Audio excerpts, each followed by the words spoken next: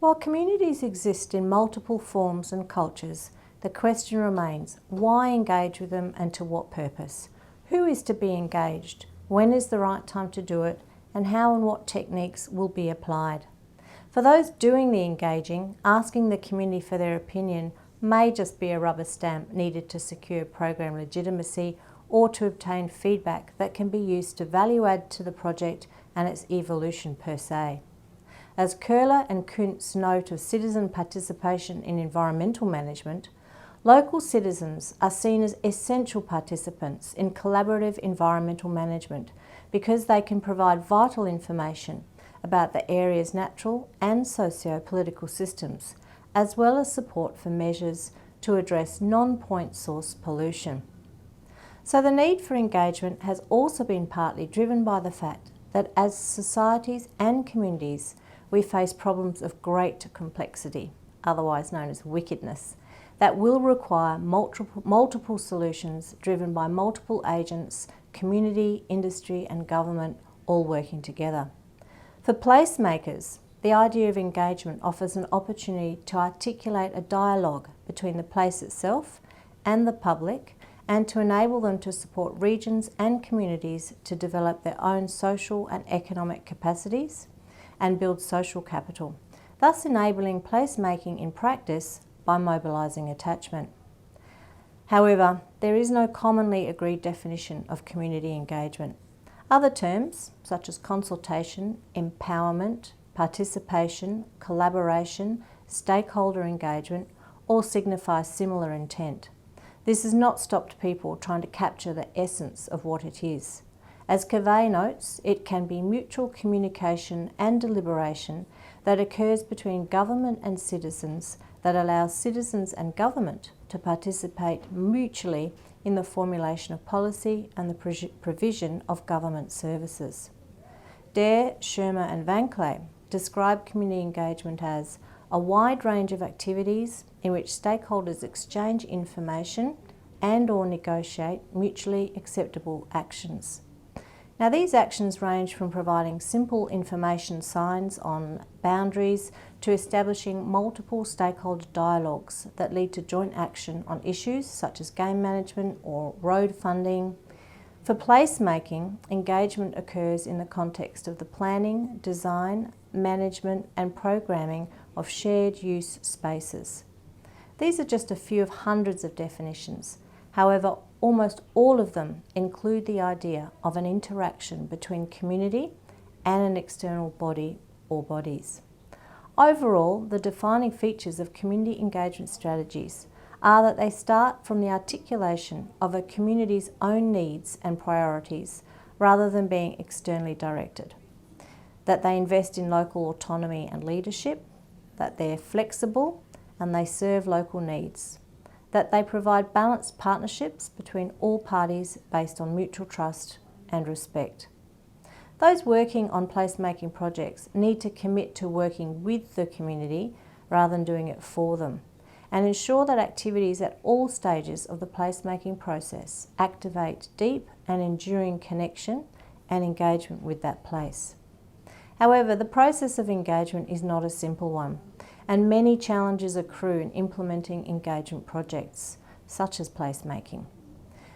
The Australian Centre for Excellence, for example, in a study based on a national survey of Australian local governments, synthesised these challenges as a series of issues around developing a supportive culture, the translation of policies into practice, and ensuring there are adequate support structures.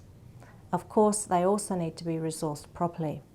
Being very clear about boundaries and understanding the limits of community consultation are other challenges. They also found there are extra challenges when trying to effectively meet the needs of rural, remote and Indigenous communities, and in being able to build staff capacity and to give them also the skills to do community engagement.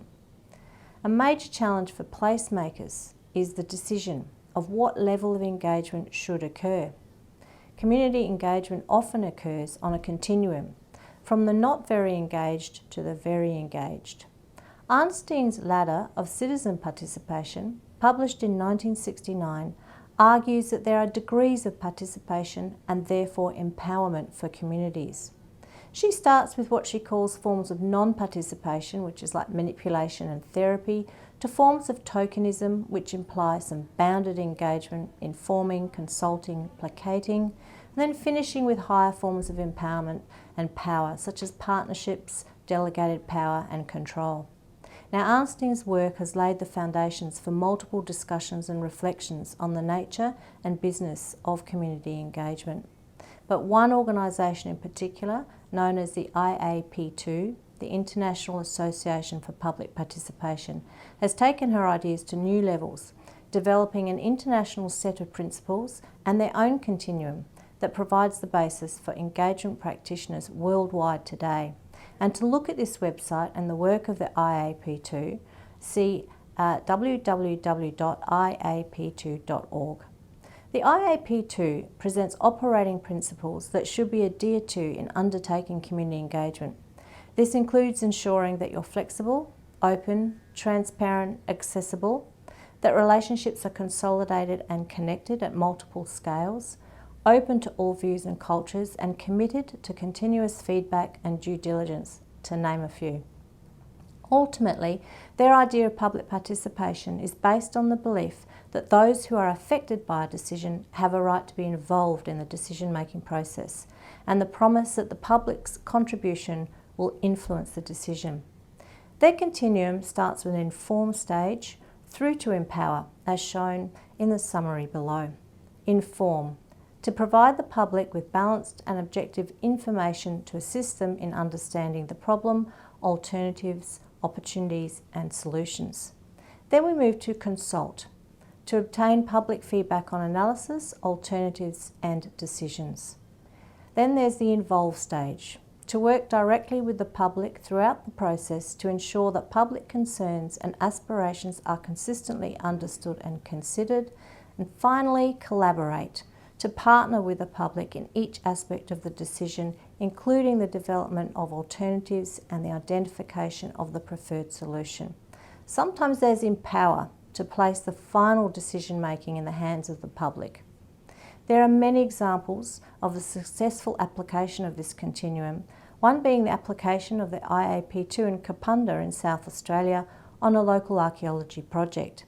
In this case, Lewin and Arthur found that the implementation of their collaboration by stages of the continuum provided clear guidance on how to engage with stakeholders in Kapunda, and it also enabled them to build genuine relationships between themselves, community members and their descendants.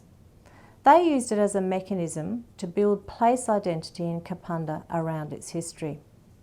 In Adelaide, the South Australian Government has established the Your Say program, which is a one-stop online portal for community engagement, and it specifically aligns with the IAP2 spectrum and is based on 6 engagement principles and ideas which aim to provide a consistent approach across government and to guide best practice.